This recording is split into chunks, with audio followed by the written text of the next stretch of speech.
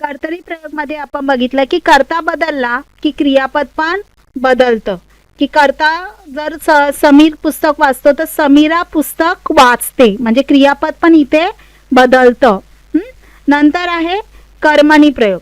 कर्मणी प्रयोग मध्ये आपल्याला कर्म म्हणजे आता आपण इथे पुरुषाचं स्त्री केलं तर इथे क्रियापद पण चेंज होतं.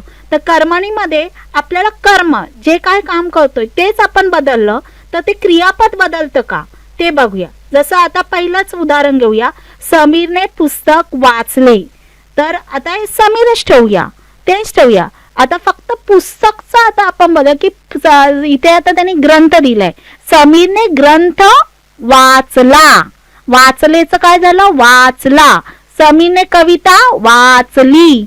ज्यावेळी आपण कर्म बदलतो आणि त्यानंतर क्रियापद चेंज होतं त्याला कर्मणी प्रयोग म्हणतात. म्हणजे कर्म बदललं की क्रियापद बदलतं त्याला कर्मणी प्रयोग असे म्हणतात. म्हणून लक्षात ठेवा, कर्तरी प्रयोग मध्ये आपल्याला कर्ता बदलला तर क्रियापद बदलते आणि कर्मणी मध्ये आपल्याला कर्म बदललं तर क्रियापद बदलते. नंतर येतं भावे प्रयोग. भावे प्रयोग मध्ये आपल्याला क्रियापद कर्ता कर्म जरी बदललं तरी क्रियापद बदलत नाही, क्रियापद तसंच राहतं. जसं उदाहरण त्यांनी सांगितले, समीरने पुस्तकाच वाचले, समीराने पुस्तकाच वाचले, लीनाने पुस्तकाच वाचले, समीरने कवितेस वाचले, समीरने ग्रंथाच वाचले. म्हणजे ज्याच्यामध्ये आपण कर्म आणि कर्ता जरी बदललं तरी क्रियापद बदलत नाही त्याला म्हणतात भावे प्रयोग.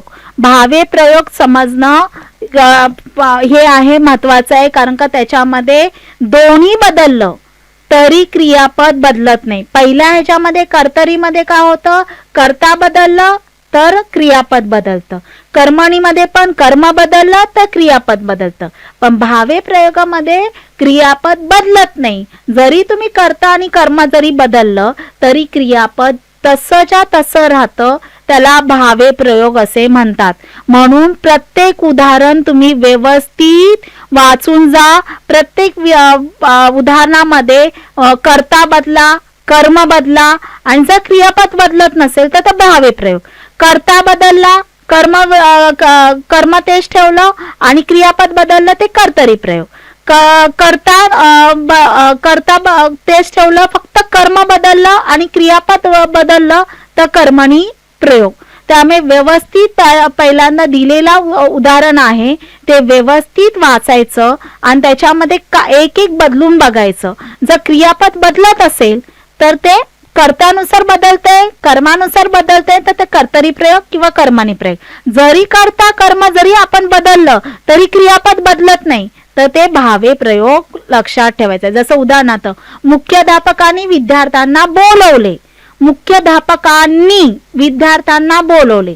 आता इथे मुख्याध्यापकांनी म्हणजे इथे आपण शिक्षकांनी विद्यार्थ्यांना बोलवले, तरी बोलवले तेच राहतं. आता शिक्षकांनी मुलास बोलवले, आता विद्यार्थी कट करून मुलास तरी ठेवला तरी बोलवले, म्हणजे दोन्ही चेंज केलं तरी बोलवले हा शब्द बदलत नाही. म्हणून तिथे काय होतो, भावे प्रयोग. मग भावे प्रयोग महत्वाचा आहे. पुढचा प्रश्न, कप्तानाने सैनिकांना सूचना दिली.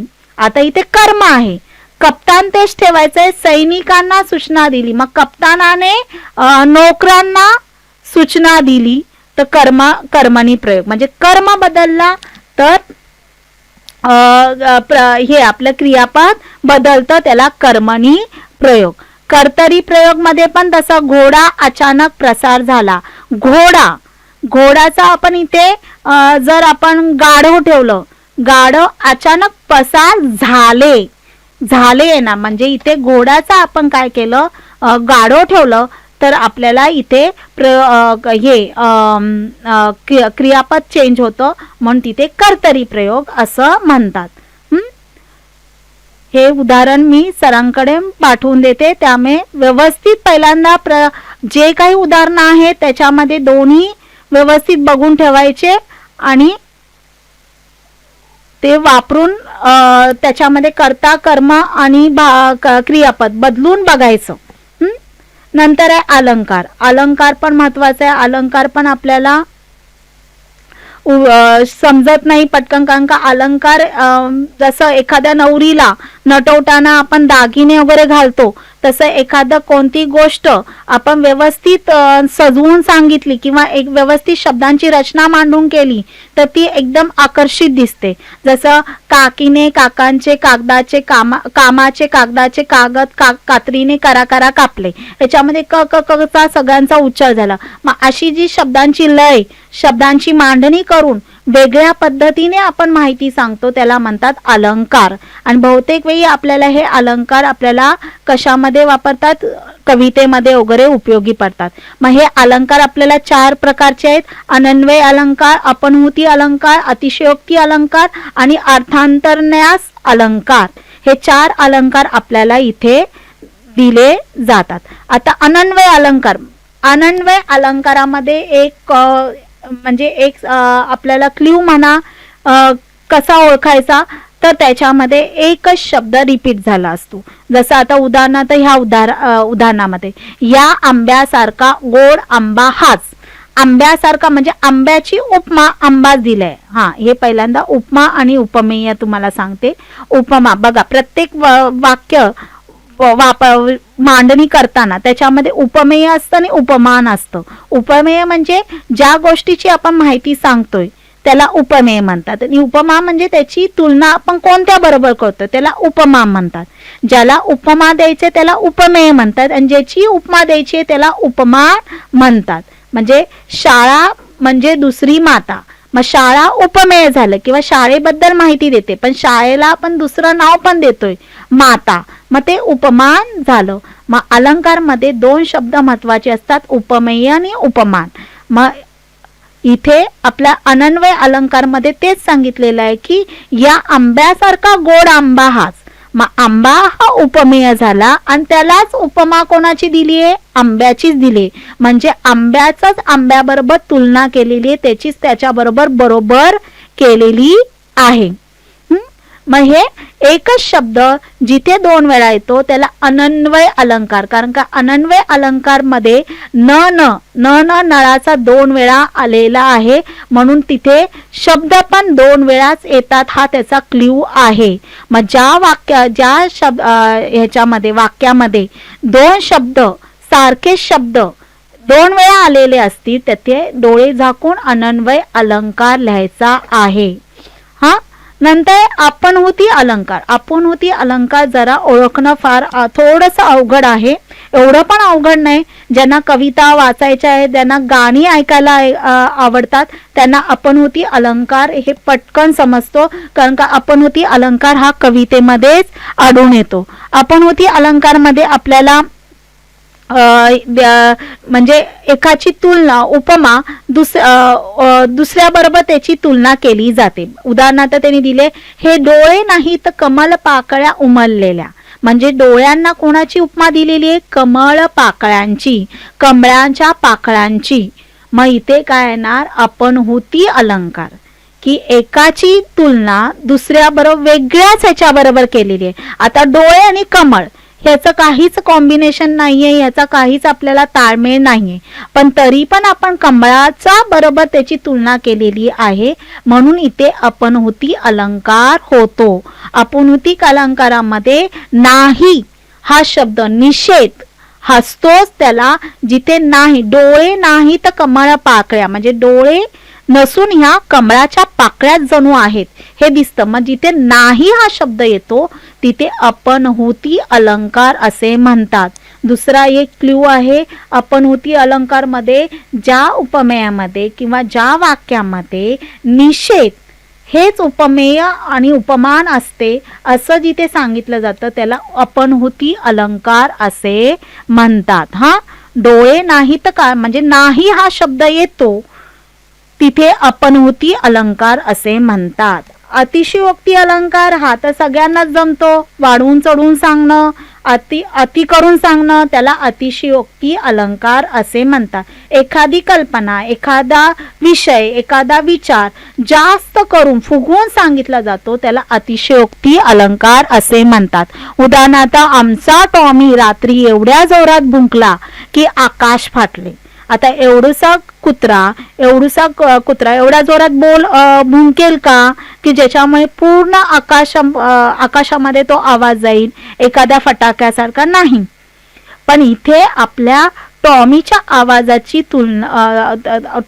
आवाजाची काय केली? अतिशयोक्ती केलेली आहे, वाढवून चढवून सांगितले. त्याला अतिशयोक्ती अलंकार असे म्हणतात. एखाद्या विषयावरती जास्त किंवा अति जास्त प्रमाणात लिहिलं जातं त्याला अतिशयोक्ती अलंकार असे म्हणतात. नंतर आहे अर्थांतरन्यास अलंकार. अर्थांतरन्यास अलंकार म्हणजे अर्थ आपल्याला दिलेल्या ओळी वेगळ्या असतात पण त्याच्याकडून वेगळाच अर्थ मांडला जातो किंवा लिहिला जातो. जसं केल्याने होत आहे रे आधी केलेच पाहिजे. या ओळीचा ओळीचा अर्थ काय गेला की पहिल्यांदा सुरुवात कर. एकदा सुरुवात झाली की ते शेवटपर्यंत जाणारच आहे. पण जर तुम्ही सुरुवातीलाच घाबरला, सुरुवात करायलाच घाबरला तर ते होणारच नाही. म्हणून ह्याला इथे वेगळ्या ह्याच्यामध्ये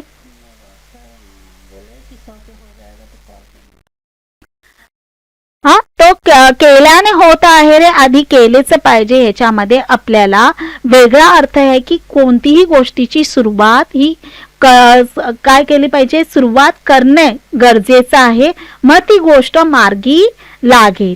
मग ह्याला अर्थांतरन्यास अलंकार म्हणतात. अर्थांतरन्यास अलंकार म्हणजे त्याच्यामध्ये वेगळा अर्थ आपल्याला म्हणतात ना, डीपली एकदम गंभीर असा अर्थ त्यामध्ये लपलेला जातो. उदाहरणार्थ, एखाद्या संत वाहिनीमधल्या ज्या काही आपल्या पंक्ती असतील, श्लोक असतील, त्याच्यामधला जो अर्थ आहे तो एकदम म्हणतात ना खोलवरचा अर्थ असतो. आता बघा याच्यामधली काही उदाहरणं सांगते. वीर मराठी झाले गर्जत पर्वत सगळे झाले कंपित. वीर मराठे आले गर्जत पर्वत सगळे झाले कंपित. म्हणजे आमचे मराठी वीर एवढे जोरजोरात ओढत किंवा गरजत आले की सगळे पर्वत काय झाले? कंपित झाले. मग मराठ्यांचा आवाजामुळे ते घाबरले का? पर्वत पण घाबरले का? नाही. मग इथे आपण मराठ्यांच्या आवाजाला काय केलेली आहे? अतिशयोक्ती दिलेली आहे.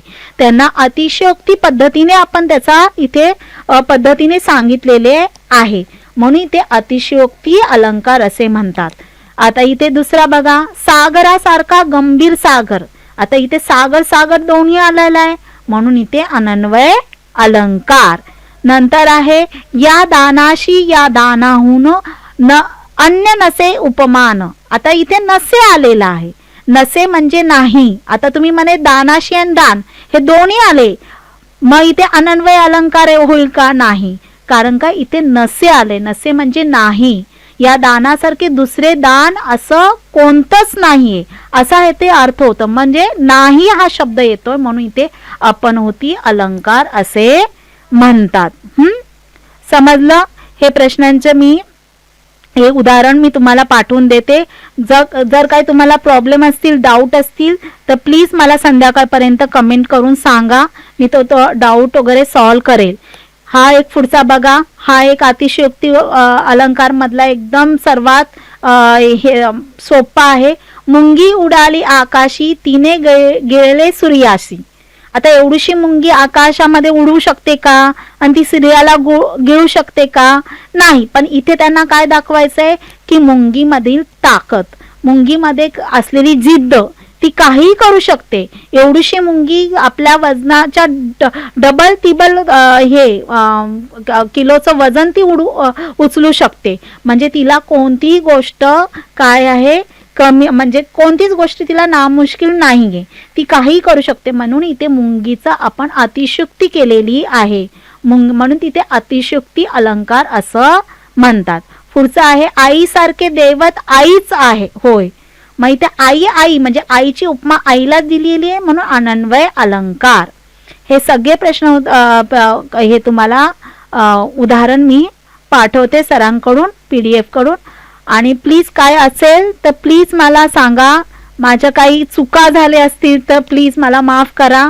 आणि परत आपण एकदा सरांना थँक्यू बनूया की त्यांनी आपल्याला एवढं चांगलं संधी दिली की मला पण तुम्हाला व्यवस्थित समजून सांगता आलं.